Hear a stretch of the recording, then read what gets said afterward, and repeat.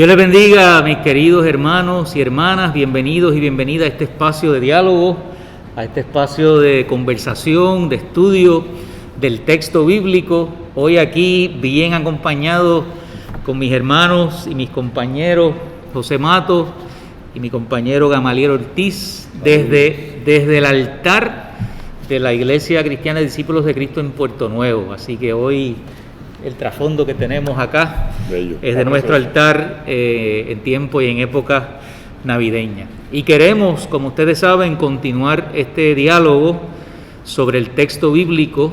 Esto es una serie de diálogos que hemos tenido sobre las narrativas del nacimiento de Jesús en el Evangelio de Lucas. Así que usted puede seguir los diálogos anteriores, están en las páginas de las redes sociales de nuestras respectivas iglesias y puede ver desde el comienzo de la introducción hasta los otros diálogos que se tuvieron de los temas que aparecen en los capítulos 1 y capítulo 2, que vamos hoy a dialogar sobre eso.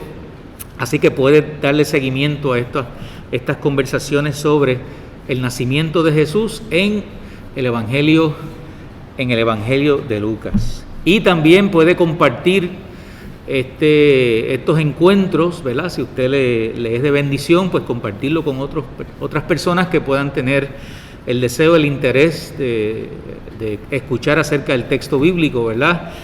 De análisis del texto y de diálogo sobre sus implicaciones para nosotros.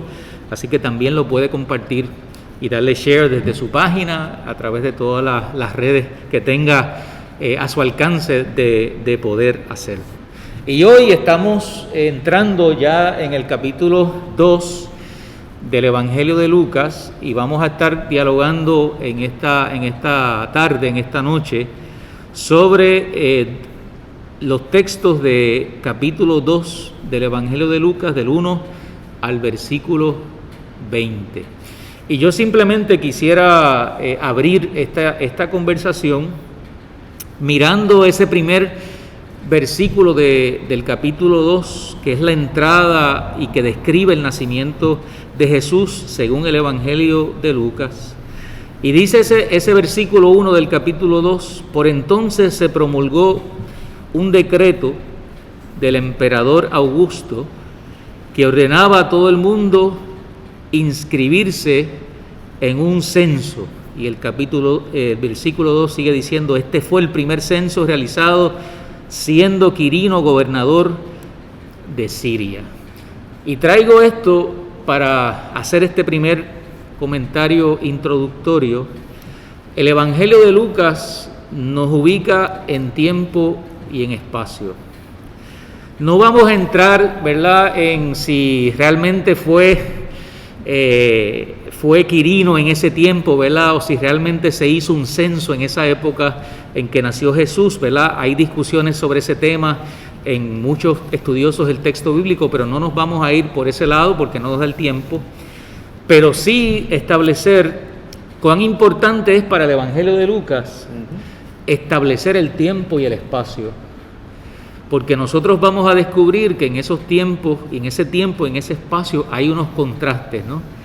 Esa descripción de la realidad social y política de la época, esa descripción de cómo las decisiones del poder, en este caso del Imperio Romano, ¿no?, y de Augusto que menciona ahí, de Quirino, cómo esas decisiones del poder tienen efectos sobre la vida de la gente, ¿verdad? Desplazamientos, movimientos. Y sabemos que en el Evangelio de Lucas y en otros evangelios sabemos cómo esas decisiones del poder, ¿verdad?, tienen e inciden sobre la vida y la realidad de la gente. Y en este caso, este desplazamiento provocado por esta orden del Imperio Romano, pues pone en movimiento a José y pone en movimiento a María. Y cómo es que dentro de esa realidad de contexto, de tiempo, de realidad política y de realidad social, cómo es que se va abriendo camino y abriendo paso el nacimiento de Jesús, ¿verdad? El proyecto de vida, de esperanza, de salvación y de redención de Jesús, y los lugares específicamente donde eso se da, y cómo todo eso, esos detalles lo utiliza el evangelista Lucas para precisamente hablarnos acerca de quién era Jesús, hablarnos acerca del ministerio y hacia quién también iba dirigido ese ministerio de Jesús, y hablarnos acerca de este proyecto salvífico en la persona de Jesús a través de su familia y del movimiento que el capítulo 2 nos empieza a describir. Muy bien. Así ubicándonos en el Evangelio de Lucas, como él narra en estos primeros 7 versículos, donde nos ubica en tiempo y espacio y en cierta forma en circunstancias materiales en las que se da este evento del nacimiento de Jesús.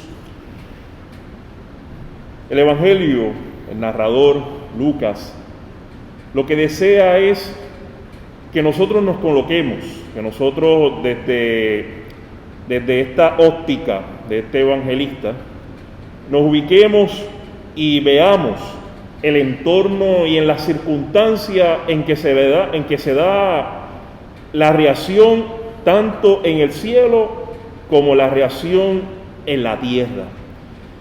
Y ninguna de las dos se cancela, sino que se unen, se edifican y trabajan para llevar un mensaje de esperanza para el pueblo, para nosotros aquí en nuestro contexto borincano, en donde en medio de nuestras realidades, nuestros espacios, nuestros tiempos, Dios está presente en nuestras vidas. Adicional a eso, también quería comentar cómo en el versículo 4, como bien menciona Carlos, Lucas amarra a José a esa línea de David, ya que pone en cierta forma, pertenecía a la casa y a la familia de David. Así que vemos que viene de un linaje también, para aquellos que también Lucas quiere hablar, quiere comunicarse para esa comunidad de los del camino judaizante, que no están excluidos tampoco de este evangelio, sino que en realidad el Mesías nació también para ellos. Así para nosotros los gentiles que estamos al otro lado del escenario, al otro lado con los pastores, estamos todos en el mismo espacio, en el mismo tiempo que el evangelio de Lucas nos quiere colocar, nos quiere adaptar. Así que comenzando con este fundamento, con esta base, para ir construyendo paso a paso esta casa, vamos a ponerlo así, como un buen contratista, pues podemos ir edificando en medio de estos versículos en adelante, del 8 en adelante, ir hablando sobre cómo se desarrolló toda esta dinámica, cómo que nosotros nos encanta ver estas estampas que vemos en la parte de atrás, y que todo pues tiene una relación y algo precioso y ese mensaje de esperanza que el Señor nos quiere dar. La manera en que Lucas enmarca históricamente estos acontecimientos, dominación romana y específicamente el ejercicio de un censo que obligaba a la gente a moverse a su lugar de origen. Para entonces allí inscribirse, ¿verdad?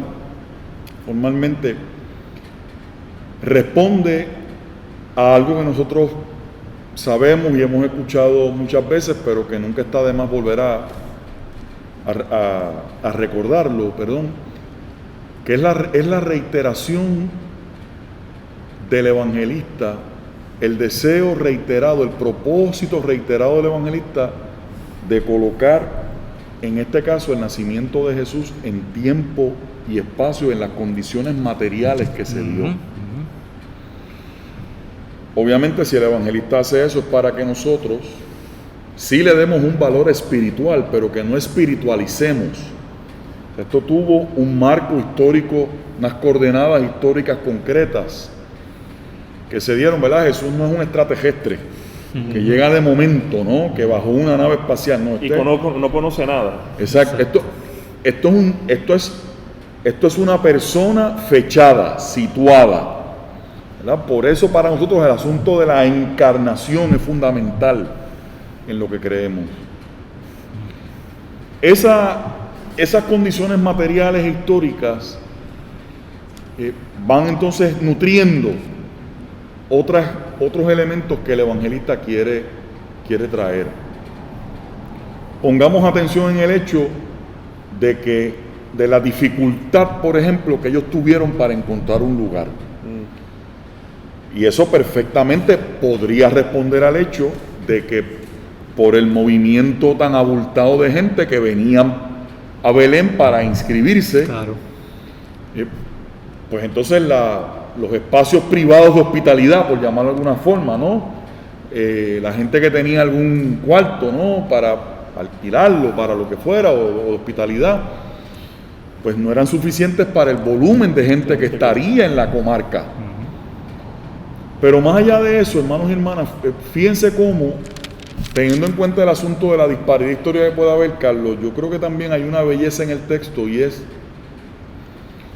que el deseo de censar a la gente provoca que José vaya con su joven esposa María, que ya está embarazada, vayan a Belén.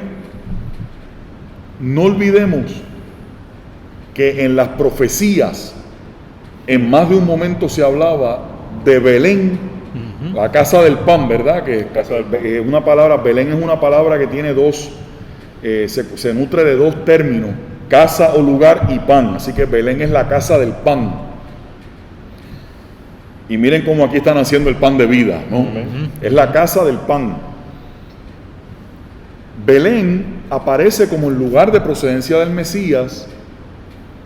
Así que es curioso cómo aquí se cumple algo, a mí me parece ver algo de lo que María decía en el Magnificat, cómo Dios deshace los pensamientos de los soberbios y de los poderosos, porque lo que posiblemente estaba hecho con un propósito, el evangelista lo agarra y le dice, no, si esto no es porque tú lo estás determinando así, es porque hasta las decisiones tuyas, con toda la intriga o la maldad que pueda haber detrás de ella, Dios las convierte, en este caso, en la reiteración de su propósito.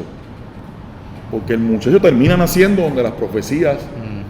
Nada, es para que nosotros veamos cómo en esos detalles, hermanos, cuando miramos la Biblia con los ojos abiertos y pedimos discernimiento al Espíritu, aún en las cosas más pequeñas, recordamos y reiteramos y refrescamos verdades que son tan importantes para nosotros. Lo que los seres humanos muchas veces hacen buscando un camino X, Dios lo convierte, lo utiliza, y el propio discernimiento de ellos hacer las cosas provoca que eso cumpla con otros propósitos que son propósitos buenos. Lo que estaba en la cabeza del emperador cuando manda el censo, es como si Dios un poco se riera y dijera, está bien, porque tú me vas a servir para que se cumpla lo que estaba escrito en la profecía. O sea, es para que se cumpla otro. ¿Cuántas veces en nuestra vida eso nos podría ser muy útil a nosotros? Claro, un primer comentario por ahí. Sí, respondiendo a lo que comenta Gama sobre que dispersa a los soberbios en sus planes, y añadiendo, les recordamos a los hermanos, a las hermanas que nos están viendo y escuchando, que para el imperio la buena noticia era el mensaje de que se había expandido su territorio, había invadido una conquista más, y eso era para el imperio una buena noticia, ese pero no era tan buena para aquellos que eran invadidos, aquellos que eran lastimados. Ese es el evangelio del imperio, ¿no? El evangelio del imperio.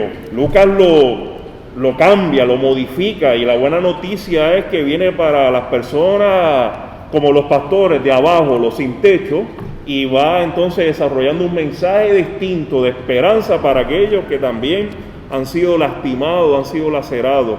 Por eso es que en ese versículo 51 habla María en su cantar, en su poema, dispersas a los soberbios en sus planes. Los planes de Dios son completamente distintos a aquellos que quieren con el poder, amarrados a la codicia, quieren imponer sus mentes, sus ideales, y quieren cambiar y modificar a todos los que están a su alrededor. Fíjense que parte del propósito, hablando del imperio, ¿no? Parte del propósito de estos censos a nivel social era constatar un poco la gente, pero tenía propósitos también contributivos, ¿verdad? Y era una forma del sistema, ¿verdad? Y del imperio romano de asegurar su poder, ¿verdad? Su dominio, no solamente a nivel social y político, pero también a nivel económico, ¿verdad? Así que son movimientos, como tú decías, que están diseñados para beneficiar ese imperio, ¿verdad? Que daba ese evangelio, que es la palabra que utiliza, la buena noticia en términos de su crecimiento, de su expansión, y de sus nuevas conquistas, y cómo en medio de eso, ¿verdad? Una muchachita y su esposo, prácticamente, vamos a decir, obviamente con un linaje, ¿verdad? Y con unas promesas detrás de la historia de vida y del nombre, pero gente que viene de las orillas, ¿verdad? O vienen de la invisibilidad. Los marginados. ¿Cómo es que la gracia de Dios y el favor de Dios se va abriendo camino en medio de esa búsqueda de reafirmar el poder, ¿verdad? En el censo, con todo lo que implica, cómo la gracia de Dios se va asomando, ¿verdad? Y va estableciendo Dios su agenda en medio de esa agenda grande, donde aparentemente tiene todo el control y el dominio, pero aquí viene uno de camino que va a recibir, ¿verdad?, títulos y reconocimientos precisamente que se atribuían exclusivamente a la figura del César, ¿verdad? En ese asunto de la religión del imperio, y hay uno aquí que se está abriendo camino para ser declarado Hijo de Dios, ¿verdad?, Rey de Reyes y Mesías, enviado, ungido de Dios para traer salvación y perdón de pecados a la humanidad. Amén. Amén. El capítulo comienza mencionando al emperador y mencionando al que en algún momento fue gobernador de Siria. Y esta partecita del capítulo, ¿verdad?, que son los primeros 8, 7 versículos, estamos ahí, ¿verdad?, en esa parte hasta el momento en que Jesús nace. Fíjense que la figura de un emperador y de un gobernador, como en algún momento comentábamos, son figuras que evocan espacios palaciegos,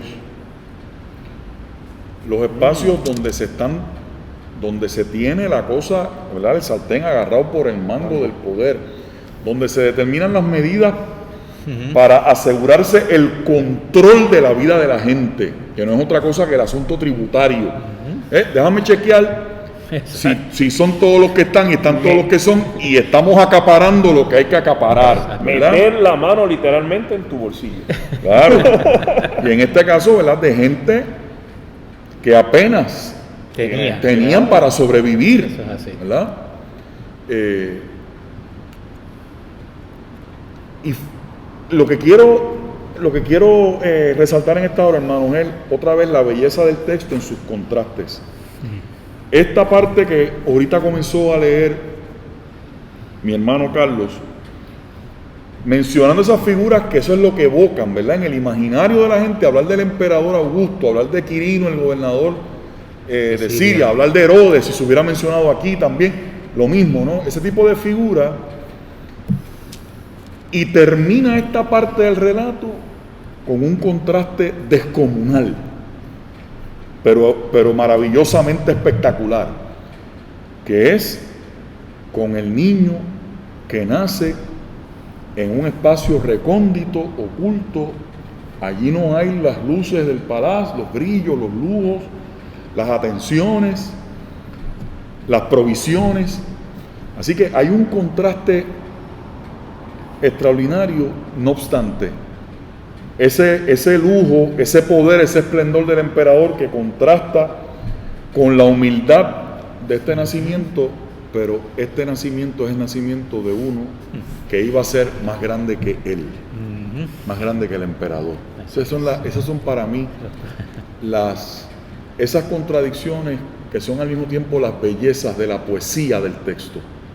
Cierto. El nacimiento humilde de un niño que iba a ser más grande que todos los que estaban mandando los censos y las legislaciones en el imperio.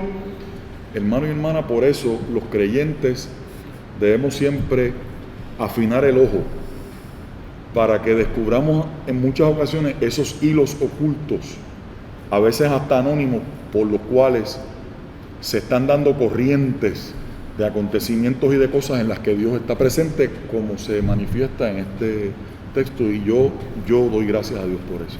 Amén.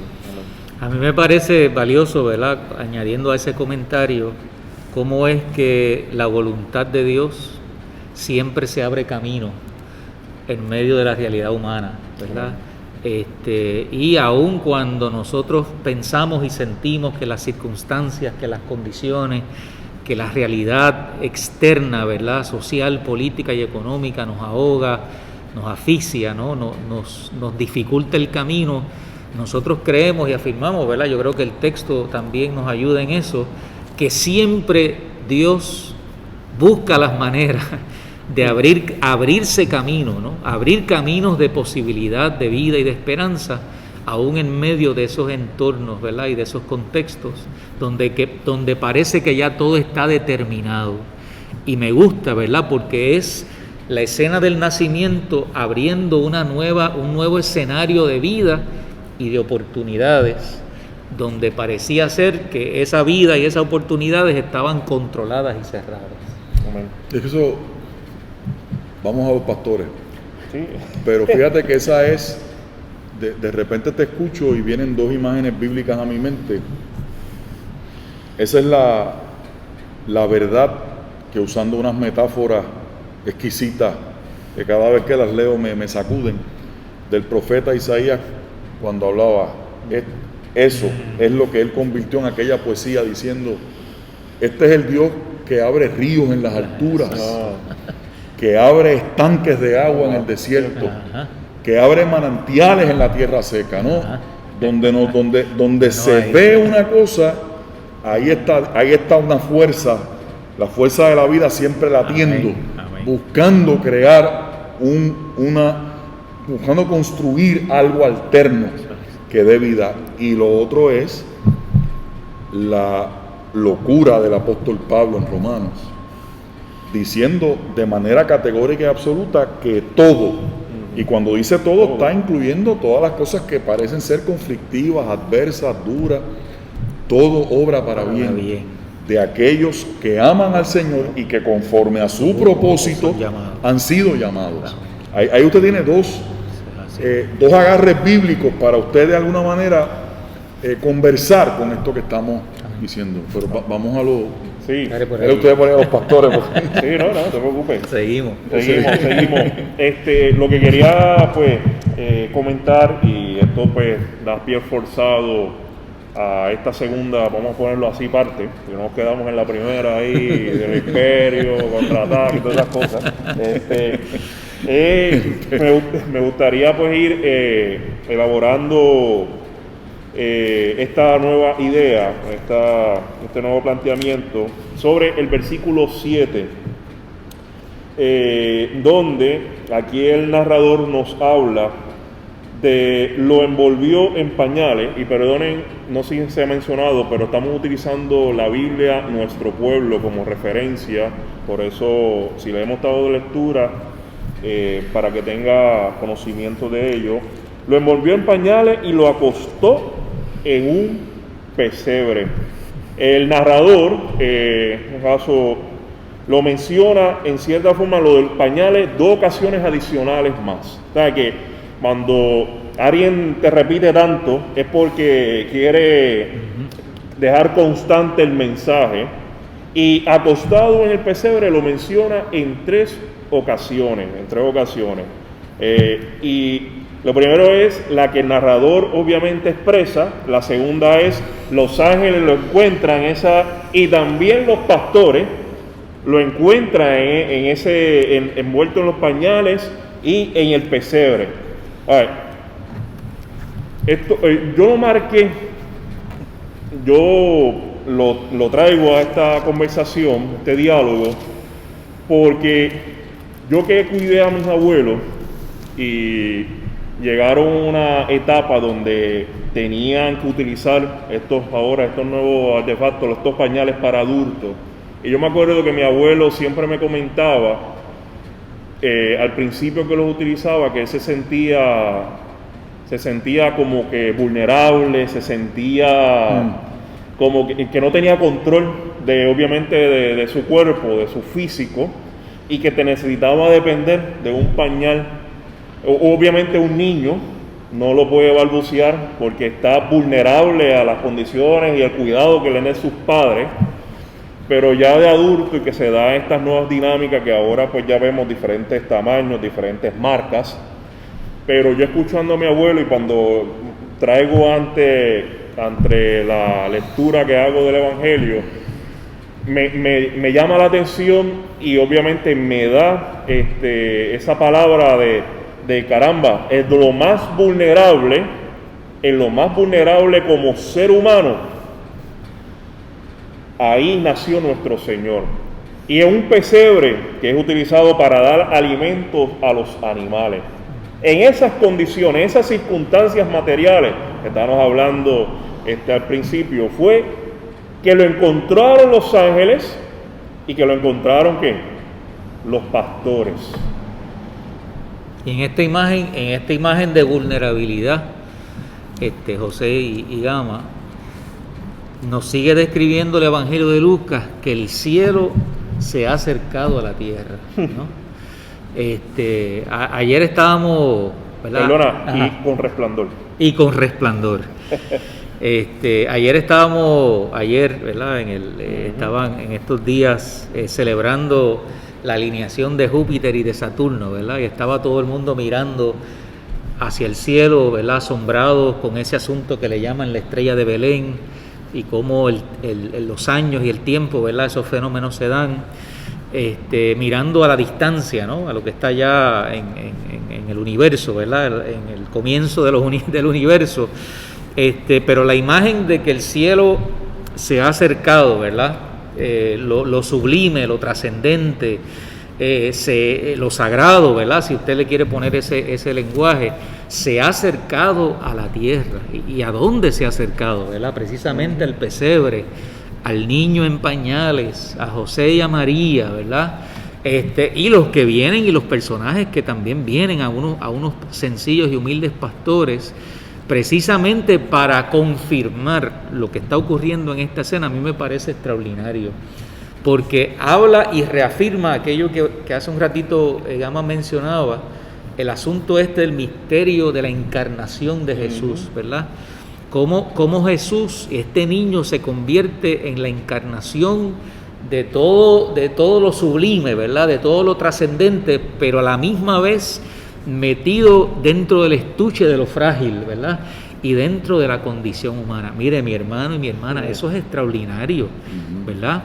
Y eso de alguna forma nos debe llevar a pensar el valor, ¿no? Que tiene eso para nuestra fe, ¿no? Que no es otra cosa que la reafirmación de que el cielo y lo trascendente se ha encarnado y ha hecho, ¿verdad?, espacio en medio de lo humano para precisamente desde ahí iluminar, ¿verdad?, lo que es la vida, iluminar lo que son los valores, lo que es el proyecto de vida de Dios para los seres humanos. Y esa es la fe. Esa es la fe. La conjunción de ese mundo con el mundo, claro, el mundo de lo trascendente, con el mundo de lo vulnerable. Claro, es así. Y la primera escena de esta segunda parte un poco dibuja esa belleza. El ángel se aparece y el texto describe que un resplandor, ¿verdad? Esta presencia fulgurante, inusual, desacostumbrada, ¿no? Repentina, se le aparece a estas personas que están haciendo una tarea para ellos tan común, tan cotidiana, tan usual, Este asunto de lo repentino que llega al marco de la realidad repetida, de la rutina. Esos pastores, ¿cuántas noches no habrían estado como aquella noche? Claro. A la intemperie. Y lo que me parece hermoso en el texto es que dice que cuando viene esa presencia, la luz cubre también a los la luz, en este caso cubre, ¿no? Abarca también a los pastores. Y yo quisiera en estos próximos turnos míos un poco trabajar con la riqueza de unos contrastes que aparecen en el texto. No solamente es el encuentro, ¿verdad?, de lo divino, lo trascendente, como usted lo quiera decir, con lo humano, sino que también es el hecho de que cuando el ángel les anuncia a ellos y viene ese resplandor, un poco también yo creo, José y Carlos, que aquí nos podemos aventurar a decir cómo la realidad del pueblo, porque aquellos pastores los podemos ver también como una personificación del pueblo, como el pueblo que estaba en tinieblas. Lo dice Isaías. El pueblo que andaba en tinieblas vio gran luz. Isaías 9, sí. Ese texto que la iglesia lo agarró para mirarlo a la luz de Jesús. ¿No será también una manera de recordarnos que precisamente la luz de Dios tiene como propósito alumbrar nuestras tinieblas, contrarrestar nuestras tinieblas, servir de antídoto, de vacuna, ahora que, ¿verdad?, a las muchas maneras en que la tiniebla, ¿verdad?, lo que amarra, cuando digo amarra, es amarra en el sentido negativo, ¿verdad?, lo que aprisiona la vida, lo que limita la vida, lo que castra la vida. Aquel pueblo necesitaba una luz nueva. Y esa luz estaba llegando a través de esa presencia. Y lo otro es que se vuelve a repetir el bendito motivo del no temas. Claro, porque esos encuentros con lo trascendente pueden sobrecoger, ¿verdad? Y finalmente los llama a la alegría por una buena noticia.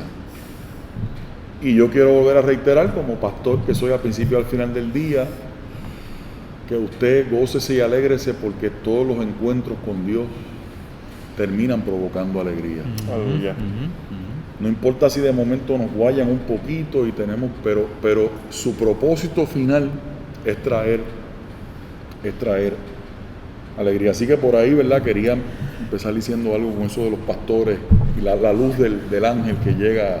Todo ese misterio, ¿verdad?, que se acerca en esa manifestación del ángel,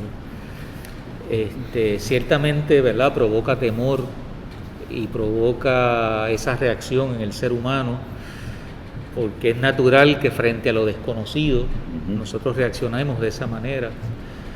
Pero lo que me gusta también es precisamente lo que tú has planteado, cómo es que el acercamiento de lo misterioso se convierte en una reafirmación de seguridad, de confianza, que resulta en gozo. Exacto. Porque cuando el misterio se acerca sin ese elemento, el misterio se convierte en instrumento de terror, ¿verdad? Y hay quien le gusta aterrorizar con los misterios, ¿no? Meter miedo con lo desconocido. Pero fíjense que este no es el caso del texto bíblico. El acercamiento del misterio de Dios, de lo divino y del proyecto y la visita de Dios, viene para reafirmar seguridad y confianza y gozo y alegría, ¿verdad? Y yo creo que ese siempre, y tú lo dijiste muy bien, ¿verdad?, ese siempre es el propósito del encuentro con lo divino, ¿no? Amén. Reafirmar seguridad y confianza y resultar en gozo, ¿verdad?, para la vida del ser humano. Así mismo es. Añadiendo a lo que comentan mis compañeros, vemos que en este escenario en donde comienza este versículo 8 los pastores estaban cuidando en su turno los rebaños que se encontraban a la intemperie. Y vemos a este grupo de personas llamados pastores, a los más vulnerables en la estrata social, eran los sin techo, los que en realidad no tenían absolutamente nada, que vivían como nómadas, no eran dueños de nada, en absolutamente nada, solamente de la oveja que ellos pastoreaban. Así a veces se encuentra el cuerpo a la intemperie de la circunstancia que trae el imperio. En este caso mencionamos al principio sobre un censo que no era solamente para repartir, como en los censos en la actualidad, para repartir y ver dónde están las personas y repartir los fondos, porque así siempre nos venden el censo que hacen cada década, cada 10 años, sino que el pueblo se encontraba completamente en oscuridad, a la intemperie, a la merced de lo que la circunstancia deparaba a nuestras vidas.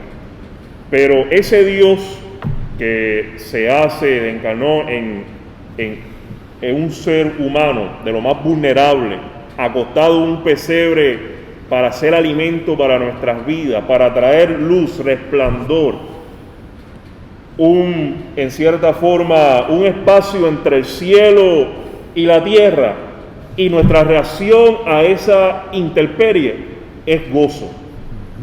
Gloria a Dios en lo alto, en nuestra tierra, en algo que es tan finito como nuestra salud, hermano, que hoy nos encontramos saludables, pero mañana no sabemos la circunstancia que nos va. Ahí el Señor nos trae la paz, nos trae la fortaleza, es resplandor para nuestras vidas, para nosotros poder afrontar nuestras realidades con dignidad y con esperanza. Esa señal que aparece en el relato bíblico, ¿verdad? Porque si tú recibes la visita del cielo y de los ángeles, pues tú pensarías que las señales sería, ¿verdad? Quizás algo que esté en esa misma línea, vamos a decir, de lo que está más allá y de lo trascendente, ¿verdad? Otro contraste espectacular ahí. Un contraste, ¿verdad? Lo que compartíamos ahorita, la señal es al ser humano en su más grande vulnerabilidad. La señal es un bebé que tú ahorita hablabas del asunto de los pañales, pero es un ser humano totalmente dependiente de otros seres humanos, en total vulnerabilidad.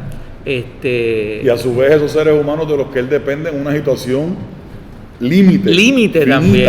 Y añadiéndole algo ecologico, rodeado de la creación, rodeado del todo, familia, no solamente de seres humanos, sino de todo lo que ha creado Dios. Y qué difícil, Gama y José, a veces se nos hacen identificar la presencia de lo divino en esas señales, ¿verdad? Porque siempre uno está aspirando a teofanías, ¿verdad? Que son importantes, o a manifestaciones grandes que tienen su espacio también, pero esa mirada a la vulnerabilidad humana y encontrar señales de la presencia de lo divino, ¿no? Es que aquí Dios se aparece para decirle al ser humano, después que capta la atención, ¿verdad? Con obviamente una presencia como esa. Pero ¿qué es lo que le viene a decir? Yo te estoy invitando a que mires para allá abajo. Exactamente. ¿O no es eso lo que eso? O sea, Dios viene a decirle al ser humano, hey, está bien que mires, pero tienes que mirar para allá abajo, porque allí abajo es que estoy yo. Amén. Allí abajo es que me muevo yo. Tan abajo que tienes que ir a un pesebre.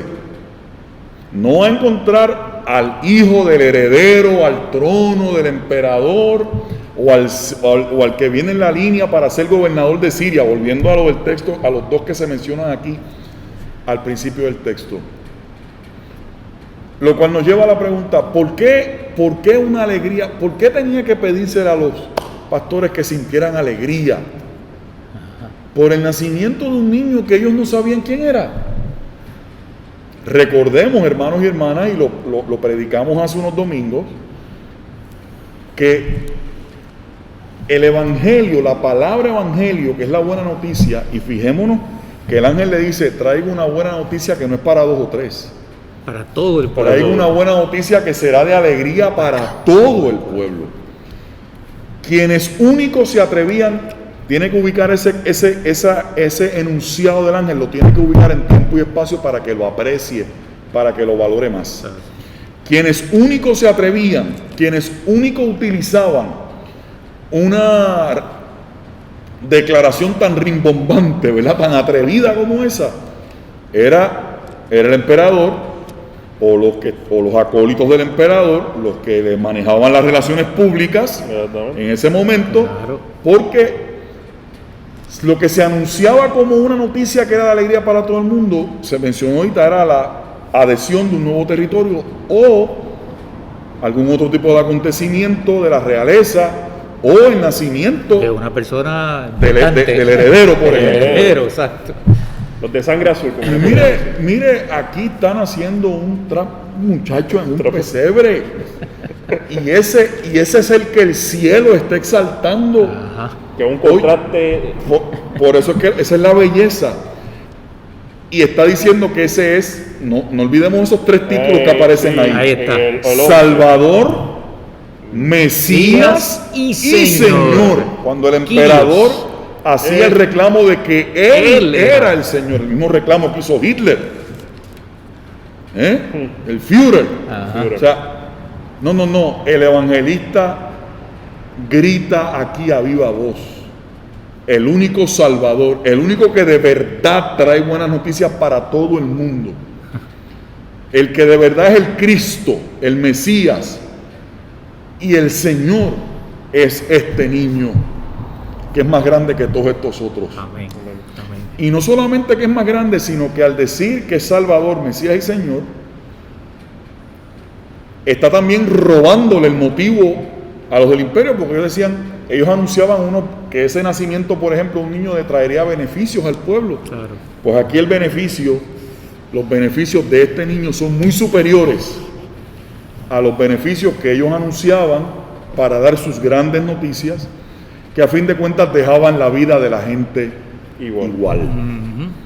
Pero los beneficios de este niño son muy superiores, añadiéndole lo perturbador que tuvo que haber sido para los ángeles, que después de toda esa majestuosidad y esa luminosidad se les dijera: todo esto que estamos diciendo, que les estoy diciendo, lo van a encontrar acostadito en un pesebre. Y yo quisiera hacer un comentario cuando en este turno final Carlos y José me permitan, sobre ese asunto del pesebre, con el que yo intencionalmente quiero terminar en esta participación mía. Yo solamente añado a eso, Gama, que la buena noticia no solamente es el nacimiento de Jesús, su encarnación y su llegada al mundo. La buena noticia es las condiciones y las circunstancias y el contexto en el que Jesús nace. Porque fíjense que de pastores a la realidad de María y José y Jesús, pudieran fácilmente decir: este es uno de los nuestros, o este ha llegado a nuestro lugar de pobreza, a nuestro lugar de limitación. O sea que el gozo y la alegría es también... ¿Quién se podía sentir excluido? ¿Quién se podía sentir incluido? Es afirmar: este realmente es buena noticia, es Mesías, es Señor, es Salvador, viene como regalo de Dios, de regalo del cielo, porque ha llegado al lugar donde estamos, ¿verdad? Al lugar de nuestra necesidad, de nuestro quebranto, Ahí llegó donde está. de nuestro dolor. Y esa también es afirmación fundamental de nuestra fe, ¿verdad? Que Jesús ha llegado al lugar de nuestra necesidad, de nuestra humanidad, de nuestro quebranto, de nuestro dolor. Y por eso es buena noticia para nosotros también ese contexto, ¿verdad?, que describe el texto bíblico. Es una buena noticia porque, en adicionar a que llega a nuestro contexto, a nuestra realidad, a nuestra intemperie, a lo que somos, a lo vulnerables que somos ante las circunstancias y lo frágil que es esta humanidad, el Señor también nos regala que no temamos alcanzar su resplandor. que no temamos, porque también somos incluidos, no por las fuentes dictatoriales, no por las fuentes que transmiten otros el mensaje, sino por el Mesías que ha nacido entre nosotros, los vulnerables, los que estamos a la intemperie de la vida, los que caminamos en medio de los sitios oscuros, con necesidades extremas. Ahí el Señor nos llega con su resplandor, y estas dos palabras de afirmación nos regalan el no temer y el seguir, porque celebramos la vida de nuestro Señor. No es un Señor cualquiera, familia, es nuestro Señor, el Señor que se hizo carne como nosotros para ver lo frágil que somos, lo que nos duele, las cosas, las circunstancias, el Mesías y nuestro Salvador, que nos regala proyectos de vida, nos regala un nuevo horizonte. Vivimos una circunstancia iguales, necesidades, pero el Señor está en medio de su pueblo, dándonos su gozo, dándonos su alegría y dándonos su paz. Quiero insistir un momento más en el asunto de lo perturbador que tiene que haber sido, lo contrastante, usted llámelo como usted quiera. Toda esta manifestación, porque a ese ángel después se le juntó un coro de ángeles. Un coro de ángeles, que es el famoso gloria a Dios en las alturas y en la tierra paz, buena voluntad para con los hombres y las mujeres. O sea que la gloria de esa aparición, el resplandor, lo fulgurante, se concreta, tiene realidad material en un espacio que no tiene nada de glorioso, ni de fulgurante, ni de majestuoso, ni ninguna otra palabra que queramos. Sigo insistiendo en esa belleza de la imagen, de los contrastes en el texto, que en el caso mío me provocan creerle más a este Dios. Amén. Sí. La gloria de los ángeles versus la pobreza del pesebre. Ahí todos nos podemos sentir identificados e identificadas. Pero fíjate que al final del camino Dios le entrega un don a los pastores. Lo mismo que los ángeles hicieron, también es accesible a los pastores. También se van, dice, vamos a movernos. Hay un movimiento, los encuentros con Dios producen movimiento. No voy a entrar más en eso, ¿verdad? Lo dejo ahí. Los encuentros con Dios siempre tienen que producir un movimiento de la vida hacia algo nuevo, para descubrir una frontera que no se conoce, que no se ha vivido, que no se ha cartografiado todavía en la vida de uno, pero que hay que ir a descubrirla. Pero el elemento que yo quiero resaltar es que pongamos mirada en el hecho de que los pastores también son capaces de hacer lo que hicieron los ángeles. O sea, que Dios no se queda con eso como un don exclusivo por allá, Dios lo comparte, a tal manera que los pastores también reciben esa dádiva de la alegría y de ir a compartir. Ellos hacen lo que los ángeles, ellos van y son testigos, porque cuando se van del pesebre, dice el texto,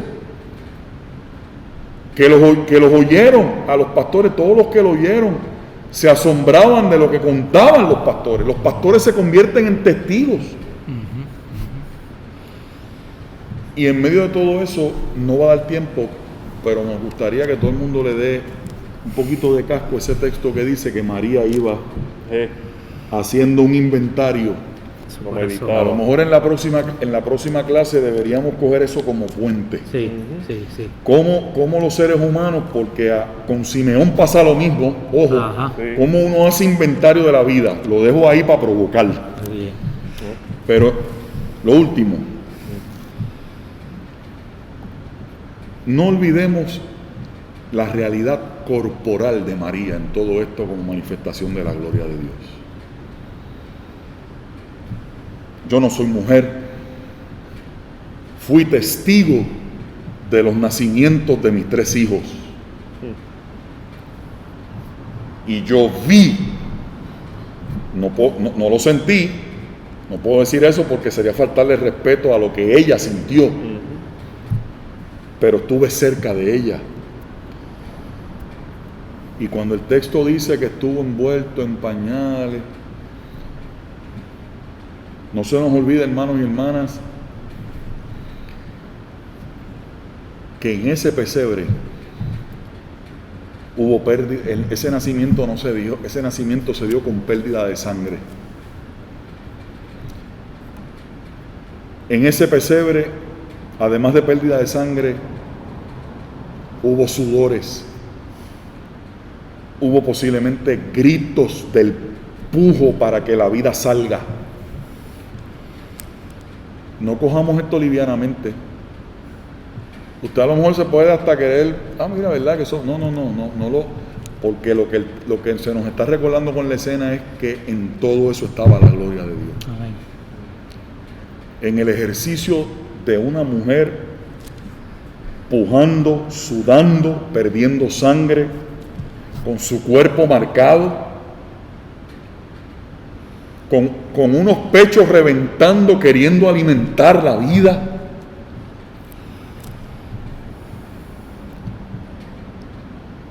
Y todo eso a mí lo que me provoca es ver cómo la gloria, la presencia de Dios está en las cosas que a veces nosotros pasamos desapercibidas. Allí hubo un ser humano que puso su propia vida en la balanza para darle vida a otro. Allí estaba Dios. Amén. Allí estaba Dios. María, para mí, pensar en lo que María vivió, para mí, con el respeto de los pastores, de los ángeles, de José, de aquel y del otro, para mí la mujer, María es el resumen de la manifestación de Dios en la vida humana, a través de lo que toda la vida humana conforma y abarca. Pensemos en la belleza, pero sin espiritual. Pensemos en la belleza que significa todo aquel esfuerzo de esta mujer y todo lo que significó para su cuerpo, para su vida, como un espacio en el que los ángeles anunciaron que allí era que iban a encontrar la encarnación de la gloria de Dios. Así que para mí ese asunto, ¿verdad?, de el homenaje a María. Por algo escribió Leonardo Boff aquel librito que se titula El rostro femenino de Dios, ¿verdad? Rescatando toda esa otra imagen que tú describes, ¿verdad? Y otras cosas adicionales acerca de ese Dios nuestro que se ha revelado en la persona de Jesucristo. El cielo y la tierra se unen en alabanza en el pasaje de Lucas para afirmar la llegada del Mesías, del Salvador, del Redentor, y nosotros también nos unimos a esa alabanza, a ese gozo y a esa alegría por lo que eso significa para nosotros y para nosotras hoy. Gracias por acompañarnos en este día y que Dios les bendiga y les siga bendiciendo abundantemente. Bendiciones del cielo. Dios les bendiga.